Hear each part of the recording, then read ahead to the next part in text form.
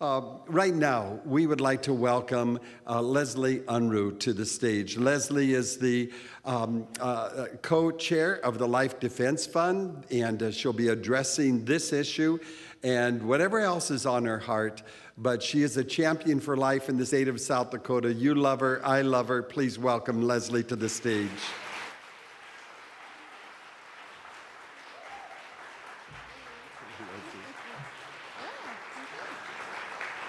And I want to share with you that her complete bio, well, not her complete bio, but it says something about her, is found there on page 7 in your convention booklet. If you're here and you have not yet registered for the convention, you need to see the registration table in the next break, and they'll take care of you and get you all taken care of. But Leslee, this is your time. I don't want to take any of it.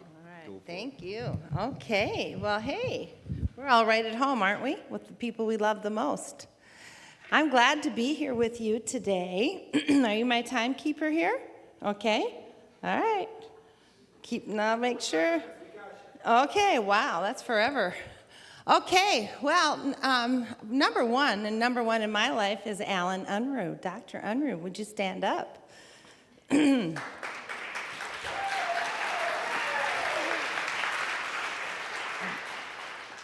It's kind of an interesting story because, I wasn't always one of you. And Alan Unruh was. In fact, he had started. I was listening to the new chapters being started, and I remember when I first met him, he told me he was going to speak because he was going to Sisseton, I think, of South Dakota. And I think it was our first date, and he was telling me all about this. And I said, that's a subject we better not discuss. So how we ever had another date after that was beyond me. And he started a lot of the Right to Life chapters. He was really into it. And I look around at all of you, and I think some of you, boy, you've been dear to me, very, very, very dear. And of course, for me, a mentor of mine was Ruth Kiram. And I remember Ruth would want me to come along and come to the legislature with her, and she'd want to share with me and tell me some things that were going on. And I'd say to her, do we ever win? And I'd remember driving back and forth on those icy roads and Ruth saying, we will someday. And I remember one day she said, I need you to come, I want you to share. And only thing is, it's going to be bad roads, so they've got a small plane. Well, I get to the little airport in Sioux Falls with the little small plane, and in the plane was the abortion doctor. He and I were both flying on the same plane. I said, Ruth, you didn't tell me I was going to be flying with Buck Williams, and he was going to be testifying. And then we got there, and he did not show up to testify. And if you guys know my story, Buck Williams had delivered several of our children, and then why I'm so obsessed with this whole thing right now, what's going on, is because we keep passing abortion laws and lying, and doctors keep lying to their patients and telling them, like with me, we don't have a heartbeat here. And back then, the language was different. Buck Williams would say, I do premenstrual extractions. The name of the game was that name at that time. So my story, of course, that's a whole story we're not even going to talk about because that's not about me. But I do believe at that point I had to make a decision, and I think a lot of these people, and I've been watching the debates that we've been having recently, and the one debate this week, I was watching the woman, and I thought to myself, man, she sounds like me way back when. There was just this fervor, this anger, this hurt. And she had to pick a side. She didn't want to be hypocritical. And when you're high justice like me, I'm very high justice. I mean, it's bad. I have to say, let it go, Leslee. It's just a parking ticket that didn't need to be or whatever. You don't need to go to court over this. I have to, for every little thing. I've come a long ways. But when I look at them out there now, and that's why last night, I'm telling you, it was such a dream of mine to see at a Right to Life convention what happened last night. Love approach still works. It still works. And I want to introduce our executive director back there. Stand up, Erica, will you? That's executive director of Alpha Center. Yeah. Thanks. And you know, we have, I'm in awe every day when we'll get a little on the thread of Alpha Center, even though I'm on a sabbatical to help with the campaign. We'll get like all these messages of women that are there. Abortion-minded women, abortion-determined women every single day, pretty much. So guess what? We still have abortion in South Dakota, everyone. So with this big argument, they're having abortions at home in their own beds. And when Jenna told that story last night of the young grandmother that had called, and she had said, you know, I don't know what to do with my daughter. She's holding the baby. What I can't get over is thinking of her laying in a pool of blood because she had done the abortion herself. Pro-lifers, we've come a whole nother direction. That's why when Roe overturned, I was like, whoa, we're in for it. We're in for it. Because during COVID, they were legalizing those pills. And even though, I remember a year ago at Right to Life Convention, we were all talking, and one of our staff, Dewana, was talking to Al Norstrup. Where are you, Al? Are you out here? And he said, oh, yeah, we passed that law. You know, we made it illegal. You can't order those pills here. You can't get those pills. Well, guess what? They are ordering them. And I had a little chat with our Attorney General last night and said, let's enforce the law.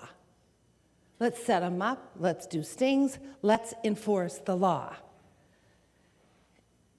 And even doing the progesterone, you know, to try to save those babies afterwards, we were going strong at Alpha Center and talked to Erica about that and Jenna. We were saving babies. We were seeing them. And our medical director said to me the other day, what is happening?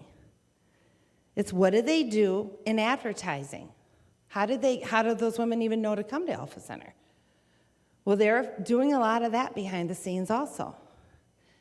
So we have a fight on our hands like no other fight in 40 years that I've been here with you all doing this. This battle is different than any other battle we've ever had. I have a surprise here, and I don't know exactly where she's sitting, but you probably remember in all the court cases that we had, the 6 of them where we went to the 8th Circuit Court, and all those laws that we passed, most of those laws, we had a Jane Doe. Is Jane Doe in the room? Wave at me if you're there. Okay. I want to have Jane Doe come up. I want you to meet her, because if you saw the court reports, this is our Jane Doe, South Dakota. It was in all of those lawsuits. This is Brittany.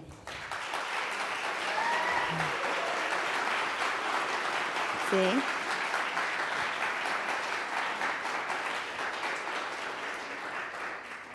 I just asked Brittany, I said, last night we were talking, and I think God's always in most everything like this, you know. I think he's, we even matched. Look at this. Okay, this is good. I can't, this girl is so courageous. I cannot tell you the times in hotel rooms, us going through it one more time. And you know what I noticed about this time?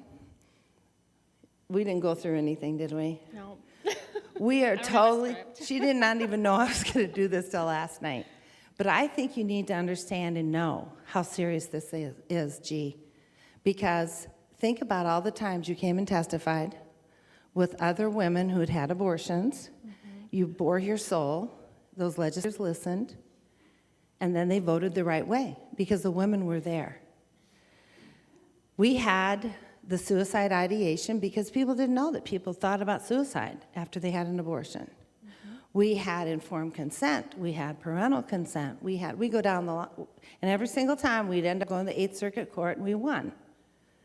We don't want to do that again, do we? No. We want to win this time. People don't realize all those laws go away. Every single one of them goes away. And when you think of the sacrifice of your story, and all those women that risked so much, some of their families didn't even know they'd had abortions.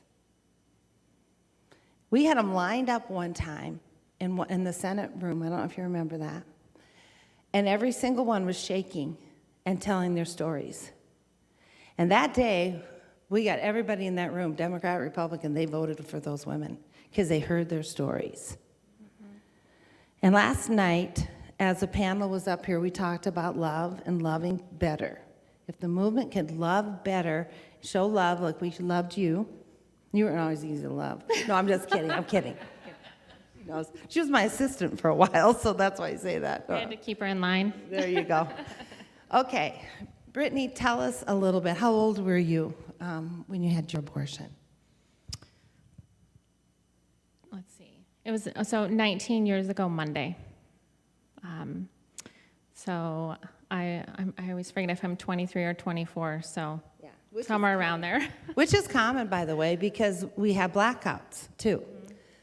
We don't always remember all the details because it's too painful to bring ourselves, so the mind protects. And it's interesting, the other side always wants every little detail, and so they put these women through so much when they do come forward and they tell their stories. For Brittany, I remember how strong you were. You testified very strong, and probably, Al, you probably remember Brittany. And I'll tell you, Roger Hunt said to me one day, he said, what if they don't show? And I don't know if you remember the snowstorm one day, and I was wanting one woman who had said, from Rapid City, who had said, my husband held a gun to my head and said, you're having an abortion and that was on the fifth child in the family. And she was just shaking when she gave that testimony. And I'll never forget her and the sacrifice she took because nobody in her family knew. It meant the cost of her marriage. It meant everything to her to testify. And that day when we all walked up to the Capitol, that woman and two other women were standing with their signs that said, I can't hold my unborn child, so I'm holding this sign. And on the sign, it looked like tears because the weather, the snow was hitting the sign and it was coming down. Again, those women barely had to say a word that day. And there were some people in that, Democrats, that just hated me, and they walked by and they said, we have no other choice to vote with you. The sacrifice of these laws that we have on the books, oh my goodness, that's what I think of, Dale. I think of how much it takes for you and all the other concerned women and everybody here, the sacrifice that you guys have taken, Kitty Worthman, everybody, to get where we are right now. And that's why I'm saying to every single one of the people that are here right now, I even questioned this morning when I got up, why am I here? Because I'm right now running a GOTV at home with 4 districts just in Sioux Falls because we have to get out the vote. You're bold. You were down when we did the decline to sign. And because you were, and I don't even know if you know this, part of the testimony from Adam Weiland that was standing there and not giving out the Attorney General's explanation, you were the one who witnessed that. We have thousands of hours of videos and testimonies from the other side that we want to be heard. We want people to know exactly how they lied and they cheated. And I want women like you to feel justified in the sacrifice that you've made. And I think about Monday, and I'll think of you on Monday, because abortion never goes away, does it, Brittany? No. It's just a new chapter. Brittany is happily married, has how many children? I have 4 children. They're 16, 12, 10, and 7. And I homeschool my younger 3. And her husband's amazing.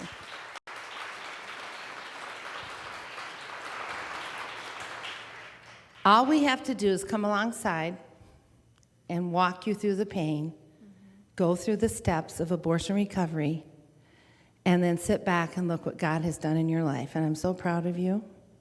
Every time I see pictures, Christmas cards, whatever, of the kids and your husband, I go, praise God.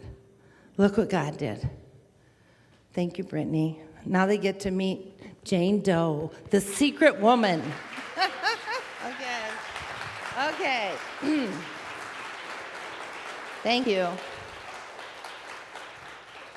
And I've been answering the phone lately of so many of these young women, and one of them said to me the other day, I can't do it again, Leslee. My secret, I did it then, and I can't do it. It ripped my family apart. It was brutal. But I'm sure we'll step up if we have to, but we don't want to. All right, is John in the room? He's out in that hallway talking. I told him, be ready. There he is. I give him a hard time, Okay. All right, John and I are the co-chairs of Life Defense. I remember a day John came over. He was at my house, standing in my kitchen, and we were talking about, grab that. We were talking about Roe v. Wade being overturned, and I said, I'll tell you what's going to happen. This is what's going to happen. They're getting energy from this whole thing. We better have a plan. So John was talking to me, and he goes, well, this is what I was thinking. And I was like, I don't know, John. I've got the Alpha Center sitting really good. I've got 17 grandkids. I've worked very hard for 40 years. I just don't think I can do that. I don't know. Well, here I am, okay? Co-chair with John. John, I just heard, and I didn't have time to tell you, it just came across the wire that we go to court December 2nd. It was just on the radio. Did you hear it? Yeah. Oh, gee, okay. I thought it was December 5th. You never know with this court. Yeah. That's it, okay. Well, they all want to know. Everybody's been asking me, and I left them hanging last night. What happened? Maybe we should start with the fact that we've done depositions with bad circulators that lied and cheated. We've gone through that strenuous ordeal of, we started at, I think, 8 in the morning until 6 o'clock at night, sitting in the room with the people who hate us for that long and listening to these lies. And we want to go to court. We want to show people what they've done, how they've lied, how they've cheated. We want people to see the body cams. We have body cams. These people are sacrificing little South Dakota people down there at the admin building in Sioux Falls, and we have all this on video. We have it from all across the state. So now we want to be heard. So what do you think is going to happen? Isn't that a great question? So on the court action, if you're not familiar with what's going on with the court action, so over the last year and a half now, Leslee and I met up at her kitchen table, and we saw that they were going to be circulating this petition. And as you know, we've talked about this last year too. We just thought we got to do something. We can't just let them go out and mislead the people about what this abortion amendment mean, and that it be written into the state constitution. And so we went out there, and a lot of just amazing people from all over the state step up. God rose them up to go just hand out our decline to sign flyers and just really try to inform the people about what this is before they actually sign the petition. Well, what they observed was sort of what we anticipated.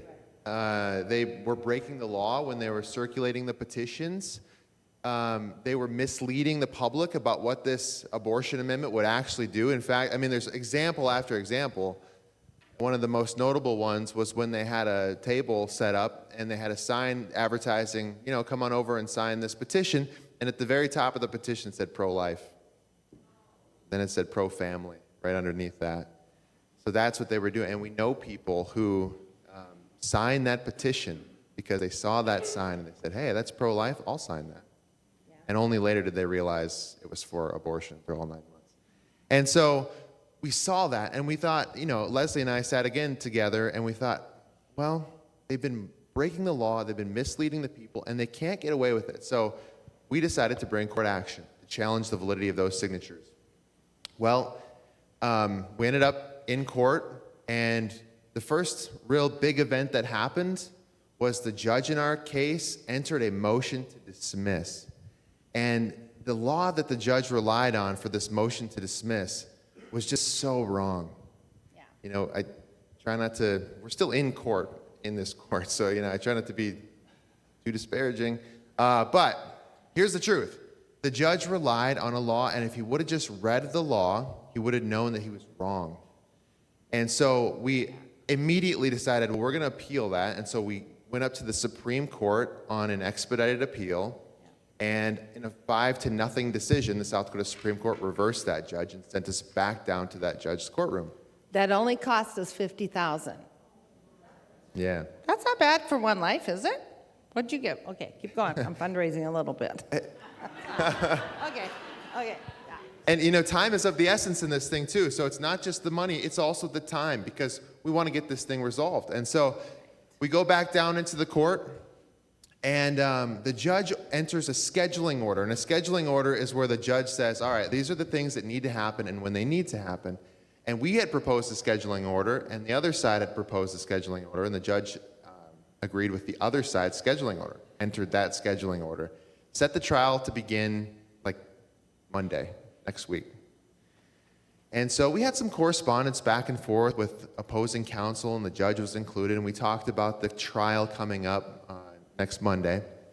And finally, it comes to this last week, and we're talking again with the judge and court administration about our case. And we hear back from court administration, and court administration says, I'm sorry, our trial schedule's full. We can't hear your case next week. And we were shocked. How is that possible? Judge, you entered the order to put us in court next week.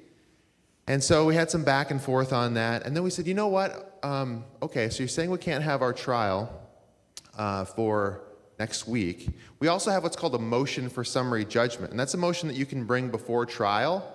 And you can actually win your case on summary judgment. And we think our case is one of those cases where we can actually win it on summary judgment. We've got that much evidence that we want to present, and we think we can win it on summary judgment. So we said, okay, Judge, we just need an hour of your time at some point between now and November. When can we get on the court's schedule? And the other side, they complained about that. And so the judge ends up saying, you know what? Yeah, I'll hear your hour in mid-November.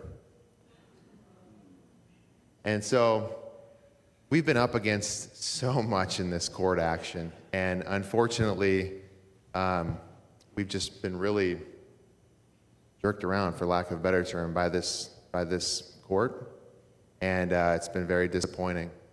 And so continue to pray for the wisdom of the court, pray for the lawyer involved. Yeah.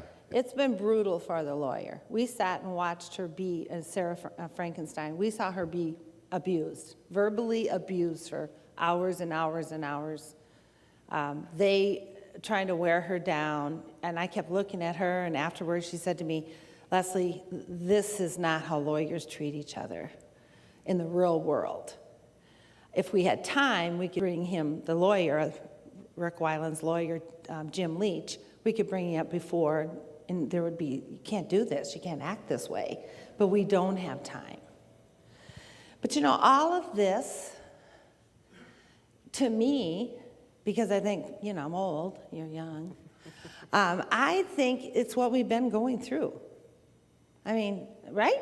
Haven't we been going through this? I look at some of your faces, and I think of what it took to have each and every one of the laws passed. This is what it's about. It's a battle. And that's why now, everybody's like, I was talking to Marty last night about it, and I'm trying to talk to everybody I can, and I was always very fortunate with all of the lawsuits that we had, that Alpha Center had, and the Pregnancy Center in Rapid City. We came together and we went through those lawsuits. We were very fortunate. We had Alliance Defending Freedom helping us, and Matt Staver and Liberty Counsel, and we never paid one dime. And Marty reminded me last night that I never paid him either, so that was good. And so he said to me, well, I guess you should have a few legal bills. It's due time, because you got to have, because people keep coming up to me and asking me, why aren't we utilizing them? Because you have to have an election law experts. Sarah Frankenstein is one. John Hanson, our very own John Hanson, is another one. And there's two others in the state of South Dakota. We have no choice but to have, and John, sadly, down the road maybe we'll help a lot more financially when he runs for governor or something like that, Dale. But he's getting stiffed right now. Sorry, John. Oh, she's starting rumors. Uh-oh. But we have to pay the attorney fees. And the other day, my oldest son, who was born in 1973, he said, Mom, how much you owe? I said, we owe, how much, 153? Yeah. And John's, if you get to know John, he's kind of cheap, okay? He about had a heart attack when he saw that bill, and he's a lawyer, okay? I was like, oh, man, I'd pay. Alan, I'd raise $153,000 for your life. That's what it's coming down to. We can't be shocked at that. We just have to pay it. And I don't say we just like me, because I am, going around and trying to get the funds for that. But I think we all have to come together, because when we go to court, we don't want that firm in Rapid City to say, they don't pay their bills, those pro-life people. Right? Yeah. So that's what we got to do. We got to do it together, and we got to be ready to go December 2nd. So there goes Christmas, and I love Christmas. Okay. Guys, anybody have any questions about what we've just said? Yes. On December 2nd, is it a summary judgment? Yes, that's our summary judgment here. Yeah, we're not even back, so we don't even get to have our trial. That date has not even been set yet by the court, even though we were supposed to have it Monday. But our summary judgment motion will be heard by the court early December. Yes. If G passes and then this court's afterward is negated, does it basically the election gets changed then because of summary judgment? Our argument will be what the argument was with Amendment A. If you remember Amendment A, this is about 4 years ago now. With Amendment A, that was a marijuana law that was passed by the voters of the state. But you might remember it had recreational marijuana, medical marijuana, hemp, and so the Supreme Court invalidated that law, said it violated our single subject provision of our Constitution. And that was done after the fact. That was done after it had been voted on. And so our argument will be consistent with what the court did in Amendment A and said, basically to say this was never lawfully on the ballot in the first place, and so it should have never been voted on in the first place. Yeah. Does anybody else have any questions? Anybody? Yeah. When Amendment G passes, we're going to win on Amendment G. But let's say that what happens down the road? Like, let's say, are you going to continue on with this lawsuit if Amendment G we win on it? Now, if we win, the lawsuit goes away. Okay. That's Yeah. what I'm wondering. Okay. Yeah. Okay. Anybody else? Yeah. The dancer. Yes. What do you got to say, little dancer? So do you think potentially one of the strategies is they think we're going to win, and then all the evidence will never be shown in the trial? Yeah, I think it's been very clear from the beginning that the other side of this has wanted to delay and delay and delay as much as possible. They have tried to get out of going to trial. They've tried to get out of us presenting any evidence whatsoever. They tried to keep us from getting evidence from them because they're afraid, because they know we will expose them if we have the ability to get this into the court. We just have to get it there. And that's why this last week was just such a disappointing result when we found out that the judge said, nope, you can't come to court. John, I'm not a lawyer, but I understand if it did go to court, there would be a penalty in it that would prevent them from being able to circulate petitions. If we defeat G and it doesn't get to go to court, is there no penalty to them at that point in time for all the lies? I know somebody's been asking a little bit about it, but I'd like to see that happen where they can't do petitions for the next 4 years. Okay, yeah. So what Travis is asking about is there's a law in the state of South Dakota that says if you repeatedly violate our petition circulation laws, that you're prevented from circulating or sponsoring these measures for a time certain in the future. And so we added that to our lawsuit. And so that's another reason why they're very afraid to go to court, because this is kind of like their bread and butter. They've been doing this for a long time. And so they're deathly afraid of losing their ability because we're going to expose them for breaking the law. And so, you know, maybe that's one reason why we keep the lawsuit going, even if we win in November, because we'd like to see them, you know, held accountable for the laws that they've broken. But yeah, we'll see about that. Yeah, Russ. John, is there any chance you can go back to the Supreme Court because of the court's obfuscation? That's what it looks like to me. Yeah, that's a good question. It's difficult in this situation because when there's not a final action, you don't have a right to appeal. So we don't have a right to appeal his decision to move the trial. In order to get to the Supreme Court, we would have to ask the judge for permission to appeal it to the Supreme Court. And I kind of doubt he's going to grant that permission. Yeah. Two things. Greg. One, as I was listening earlier, talking about women having abortions at home, and it occurs to me that part of the pro-abortion argument for years has been that we want to have abortions so we don't have back alley abortions and women going through what now they're pushing, having you have your abortion at home. So that struck me here.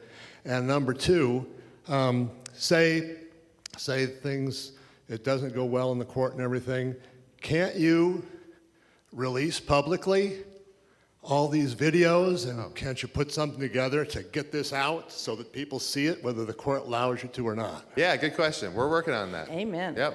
Always the smart guy in the room, you are. Yeah. Yeah. Okay. Yeah. All right. We've got a video producer coming to the office on Monday or Tuesday next week to talk about just that. How can we get the name of the judge and the people in authority so that we can pray for and against?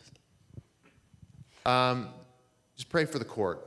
Pray for the court. Don't write to him, though, please. I've already kind of Yeah, don't write ticked to the him judge. off a little bit. Yeah, so don't be the doing judge's it. name is Peckus. You can pray for Judge Peckus. Yeah. Pray for wisdom. Pray for courage to do the right thing. Yeah. Yeah, but please don't write to the Do not court. write to him. We did not know we were getting him back. Yeah. Yeah, Dale's got a I question. may have said he was an avoidant judge. So, okay. Dale's got a question up here. Okay, Dale. Yeah, just come on up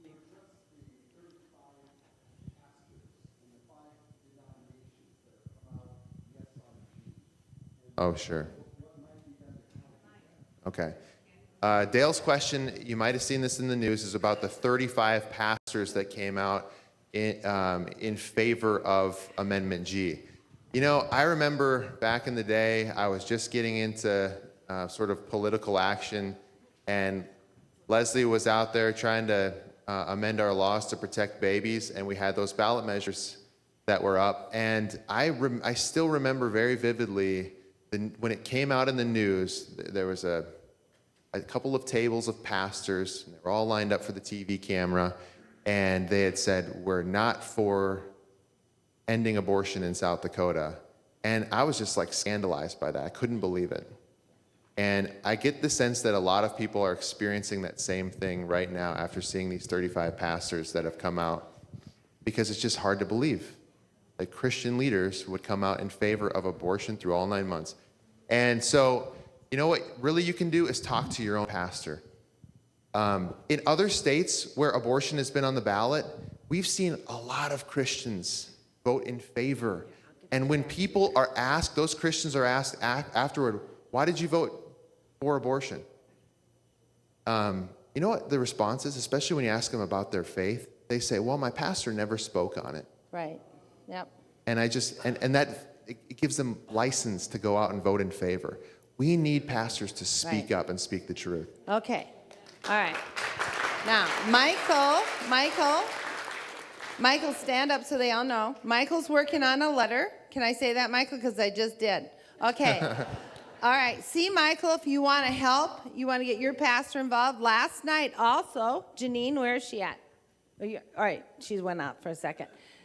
We had some amazing thing happen here last night. We got 20 pastors that want to help. So let's put you together with them and let's get this done, okay? With the pastors to stand up. All right. I have 2 stars here, movie stars, really. And they are back at the table back there, and they are in the office, and they are working. We're overworking them. It has been abuse almost. Don't sue us, please, because we won't have any money. But anyway, they have been working. What do you want to see come out of this convention today? I would love to see all of you come back to the table and sign up for door knocking and phone calling and just come ask us, what can I do to help? How can I talk to my pastor? What should I say to my friends? And get our buttons and wear them, grab a t-shirt, and just communicate this information to everyone that you know. And what do you want to see? They didn't know I was doing this to them. Alpha Center, see, it's everywhere. I just want to say thank you for being here. Thank you for being informed. There are so many people that don't even know what this amendment is. So take our literature and just share it with your friends, even if it's just 3 people, and those 3 people share it with 3 more people. And it's about education. So that's what I want to say. Good job, girls. Okay, thank you. Okay, Steve has a question here. How are we doing for time? How many? Woo. Well, I guess in that last 9 minutes, John, I mean, it's great to talk about court cases and everything, but really there's nothing we can do other than pray, which I think is extremely important about that decision and everything. But I guess I'm really curious. We got 45 days now, 44 tonight. What can each of us do? And we were just talking about that individually, because it seems to me that we got about 45% of the people in South Dakota that are probably pretty solid pro-life folks, and probably 40% that are pretty solid pro-abortion folks. And that's 15%, if my math is good, that's in the middle. And they're not strong pro-life. They aren't strong pro-abortion. So we got to appeal to them on this extreme thing. We can't go to them and talk in traditional terms about how bad abortion is from conception to birth, even though we believe that, and we don't abandon that. But we just talk to them because we got 44 days to convince them. And what's our strategy in that 44 days to win those middle-of-the-roaders to vote no? Because if we lose this, it's in the Constitution, our battle is over forever. Ooh, sit down, Steve. Okay. Okay, all right, you got one more thing here, and then I'm going to answer that question. Okay. Okay, so in order to try and do something, the next 5 weeks, I'm going to be going into different churches, talking about Amendment G, trying to give a 5-minute talk. And one of the things I'm going to say is that in Scripture, in the Bible, in Jeremiah 1:5, it says, God said that before you were in the belly, I knew you. So my question is, they're there in a number of places. You know, it makes it very clear that God created this unborn baby. So my question to people will be, you know, do you not believe the Bible? Do you not believe there's a God? Or did you just think God made a mistake? You know, you don't have to be belligerent about it, but just, I mean, there's lots and lots of things that we can say, that we can do. So And guess what I'm going to tell you? You can say that in a church, but you can't say that when you go knocking on a door. And John, tell them what they are going to say. I'm tough cookie over So- here. All right, sit down and I'll talk. Okay. Real quick, just a quick story before I say that. So it struck me when Leslie started out because she said something like, I wasn't always with you or whatever that was right away when you said that.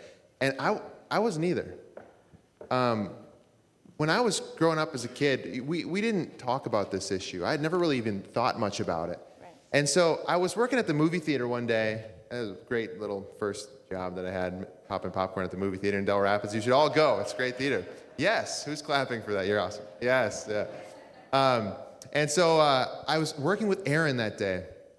And Aaron and I were talking. Somehow we got to talking about abortion. Aaron was pro-life. I'd never thought about it. Literally didn't really give it much thought at all. And so we're having this exchange back and forth. And at one point, maybe 10 minutes into the conversation, I'm just like, Aaron, what difference does it make? Like that baby doesn't even know it exists. And she said nothing. And I looked back at Aaron and she just started to cry.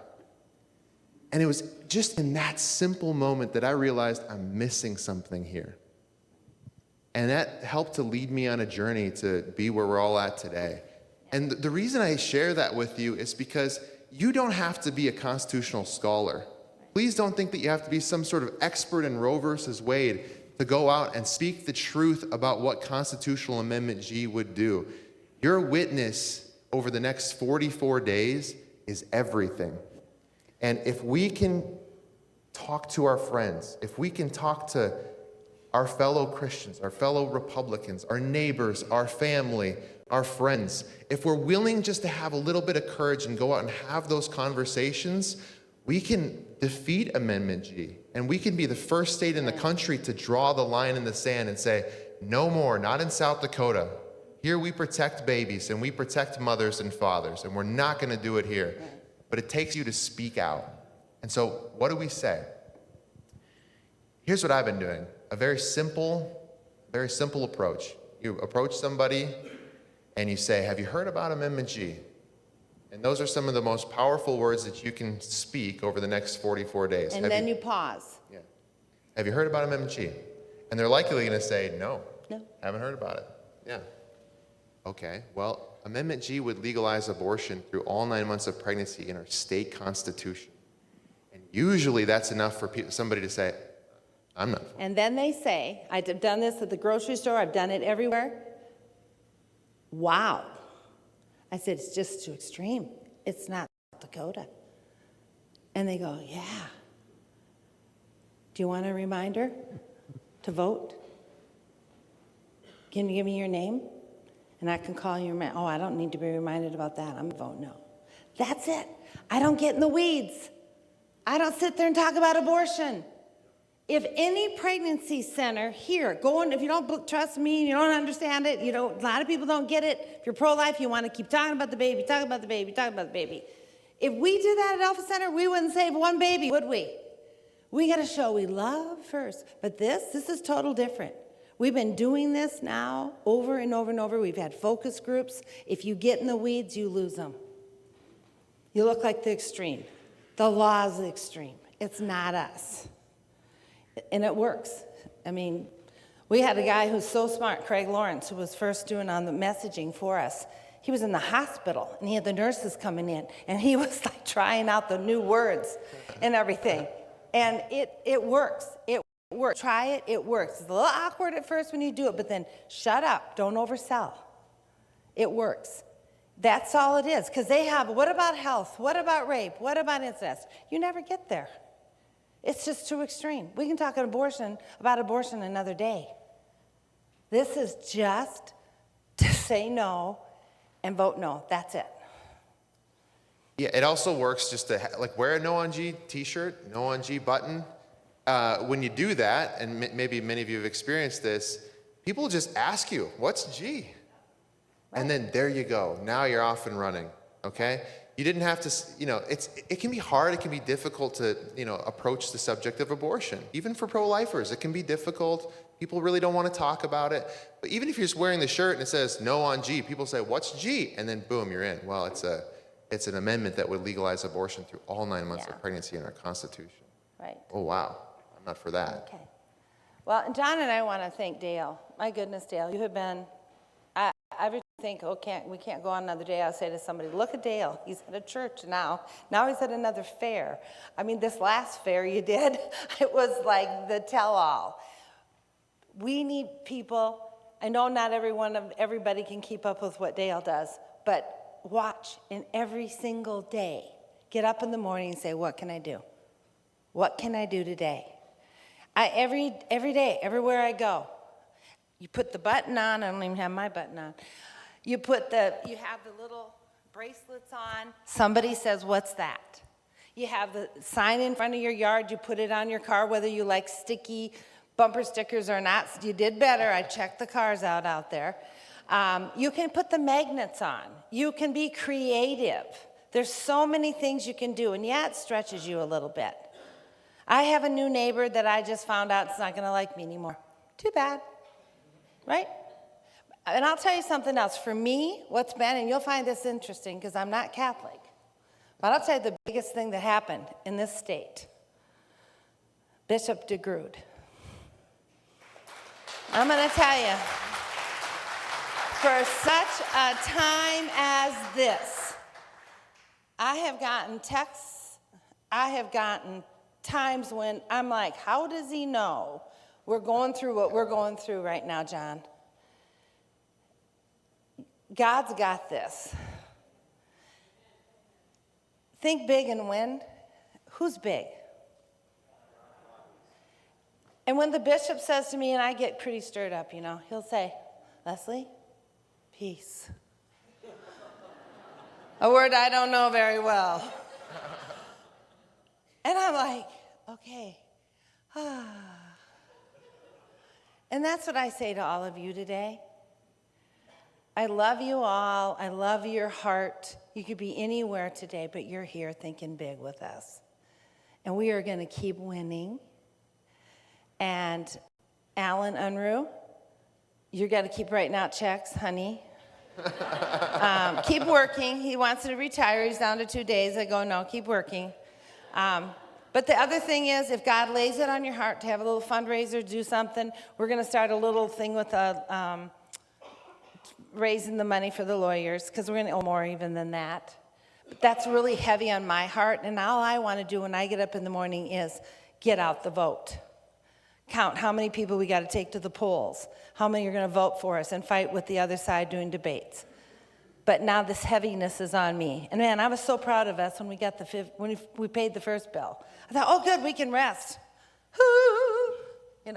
So anyway, this is just money. God owns 1,000 cattle on 1,000 hills. So thank you, John. Thank you, Didn't Leslee. know you were going to get up here today like this, did you? Okay, God bless you.